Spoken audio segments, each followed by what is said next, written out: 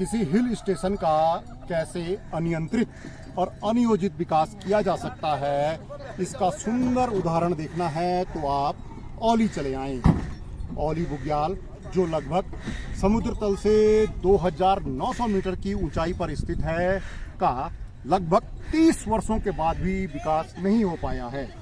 आज से 30 साल पहले औली को सरकार ने स्कीइंग केंद्र के रूप में डेवलप करने की जो योजना बनाई थी, 30 वर्ष बीतने के बाद भी अभी तक साकार नहीं हो पाई है।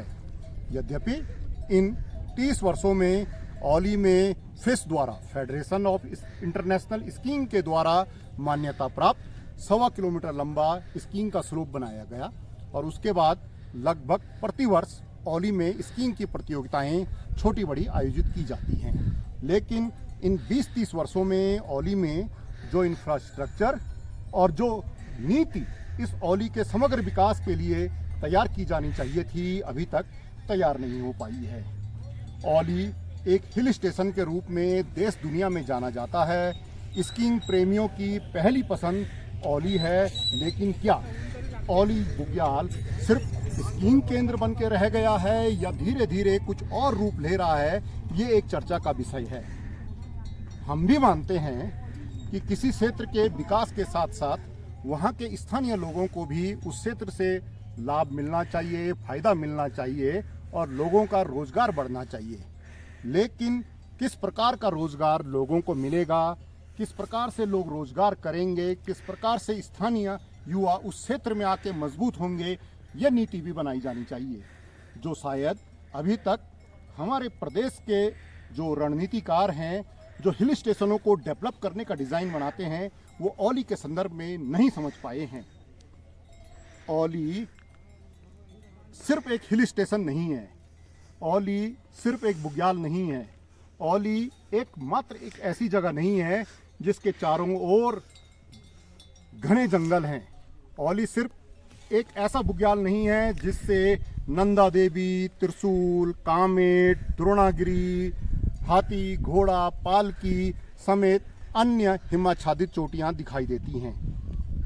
औली एक ऐसा बुग्याल है जो कई सौ सालों से यहाँ की जो सभ्यता है, संस्कृति है, जो पुराने विचार हैं, जो पुराने लोग हैं, उन सब को जोड़ता हुआ आया है। और उसके बाद सरकार द्वारा, नीति बनाने वालों के द्वारा औली को एक हिल स्टेशन के रूप में डेवलप किया गया। लेकिन औली आज कैसा हिल स्टेशन बन गया है? यदि आप औली में आएंगे तो आपको औली बुग्याल में 100 से अधिक खच्चर चलते हुए भी दिखाई देंगे, 50 जिप्सियां भी चलती हुई दिखाई देंगी, सैकड़ों की तादाद में पर्यटक भी उस बुग्याल में चलते हुए दिखाई देंगे और जब बर्फ पड़ेगी तो स्कीइंग करने वाले भी आपको वहीं से फिसलते हुए दिखाई देंगे।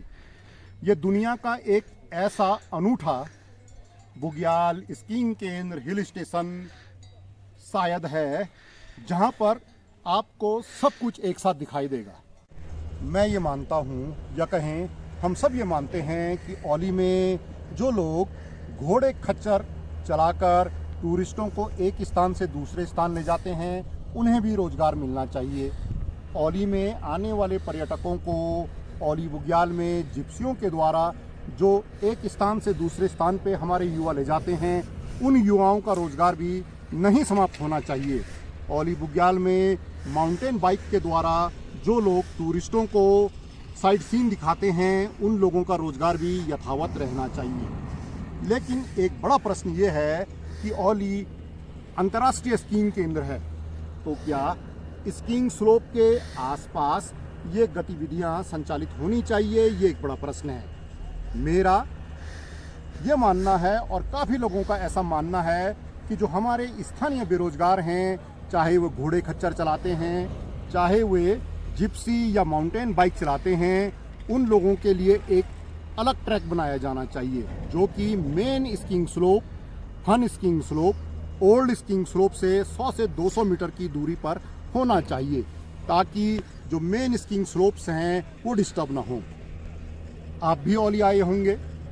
औली आके आखिर टूरिस्ट को, पर्यटक को देखने को क्या मिलता है।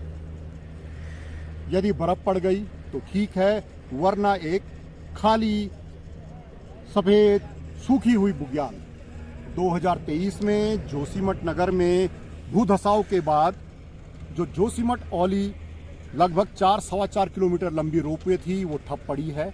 अब औलिया के पर्यटक मात्र जो गढ़वाल मंडल विकास निगम द्वारा संचालित 800-850 मीटर लंबी चेयर लिफ्ट है, सिर्फ उसका ही दीदार कर पाता है। उसके अतिरिक्त एक कृत्रिम झील है।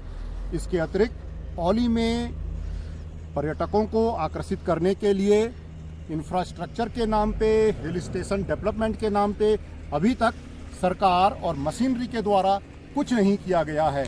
यद्यपि औली में विकास की, पर्यटन विकास की बहुत संभावनाएं हैं।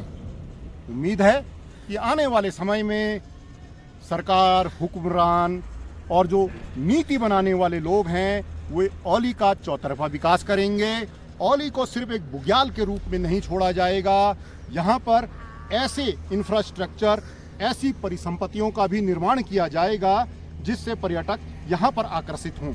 और जो हमारे स्थानीय बेरोजगार युवा हैं, जो घोड़े खच्चर चलाते हैं, जो जिप्सियाँ चला रहे हैं, जो माउंटेन बाइक चला रहे हैं, उनके लिए एक ऐसे नए ट्रैक का निर्माण किया जाए जिसमें से वे गुजर कर पर्यटकों को एक स्थान से दूसरे स्थान पर ले जा सकें और अपनी आजीविका भी कमा सकें। अब देखना होगा कि आने वाले समय में औली ऐसा ही उपेक्षित छोड़ा जाता है या इसकी तस्वीर और रंगत कुछ बदली सी नजर आती है। पूरन भिलंगवाल, औली।